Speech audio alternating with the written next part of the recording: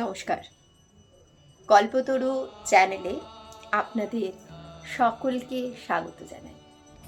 আজকের আলোচনার বিষয় সফলা একাদশীর মাহাত্ম্য নিয়ে।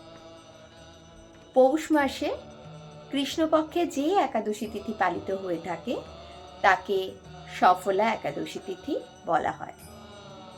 কৃতকার্য হওয়া, মনের ইচ্ছা চরিতার্থ করা, এমন আরও 11টি শব্দ দিয়ে এই সফলা শব্দটিকে প্রকাশ করা হয়।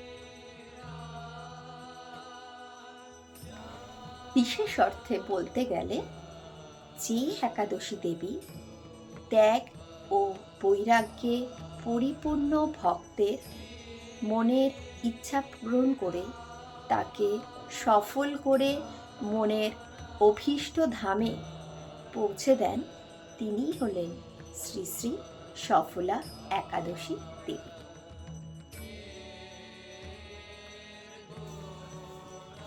পৌরাণিক কাহিনী থেকে জানা যায়, চম্পাবতী নামক এক নগরে ন্যায় ও ধর্মপরায়ণ রাজা মাহিষ্মতি রাজত্ব করতেন। তার বড় পুত্র ছিলেন দুরাচার এবং অত্যাচারী। রাজ্যবাসীরা তাকে লম্ভক নামে সম্বোধন করত। তার এই দুরাচারের জন্য তাকে রাজ্য থেকে বহিষ্কার করা হয় এবং তিনি অন্য রাজ্যে এক জঙ্গলে এক বিশাল বৃক্ষের নিচে বাস করতে শুরু করেন। রাতে সে তার পিতৃরাজ্যে চুরি ডাকাতি করত এবং দিনে ওই বৃক্ষের নিচে আশ্রয় নিয়ে বিশ্রাম নিত। তো একদিন হঠাৎ করে তিনি দেখলেন বহু মানুষ সেই বৃক্ষের কাছে আসছে বৃক্ষকে পুজো করার জন্য। তিনি তাদের থেকে জানতে পারল সকলে সফলা একাদশী পালনের জন্য সেই বৃক্ষের কাছে আসছে। তিনিও তাদের সাথে সেই একাদশী ব্রত পালন করলেন এবং তার যত দোষ সব ক্ষয় হলো। রাজ্যে তাকে সাদরে আবার সবাই গ্রহণ করলো এবং অন্তিমে তিনি দেবলোক গমন করলেন। শ্রীকৃষ্ণ এই একাদশী সম্পর্কে বলেছেন, এই একাদশী হলো মোক্ষ লাভের পথে প্রধান সহায়ক। আমরা সকলেই এই একাদশী পালন করি। আজকে আমরা এর মাহাত্ম্যটা জানলাম।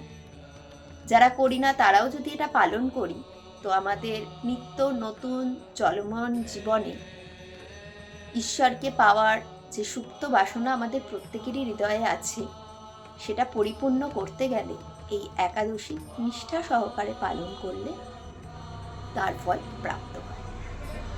আজকের আলোচনা যদি আপনাদের ভালো লেগে থাকে তবে ভিডিওটিতে একটু লাইক করবেন এবং শেয়ার করে দেবেন।